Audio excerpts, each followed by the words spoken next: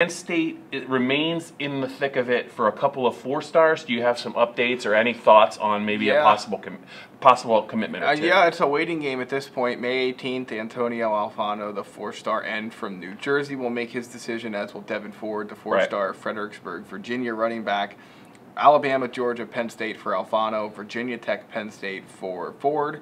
So Penn State has been slow on the recruiting trail. There's no question about that. 3 commitments so far in the class of 2019. We've talked about how the recruiting calendar changes with the official visits in May and June have really slowed things down, but they had the chance to get the dominoes rolling here. I'm sure we'll get into it more next week, but for now it's something to look forward to, as there really hasn't been a ton to write home about on the recruiting front since, you know, Caden Walls commits the offensive guard at the blue-white game.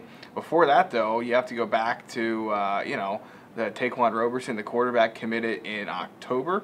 And then Keaton Ellis was the first one in the class last September. But other than that, it has been a slow go. Other schools around the country are sort of getting on the roll here. The dominoes are falling. Penn State's still outside the top 30 nationally. The good news is it's only going to take a couple recruits to jump back into the top 20, top 15, and those things really don't matter at the end of the day. But at some point, you do have to get some dominoes to fall. I think Penn State soon is going to get at least 1, maybe 2.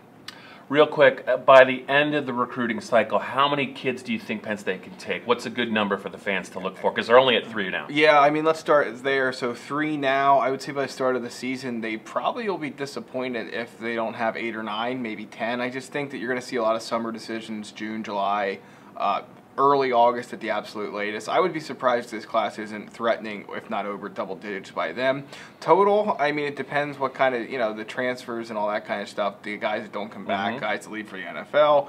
I don't know, 18 to 20 probably seems like a good number at this point in time based on what we know about the roster.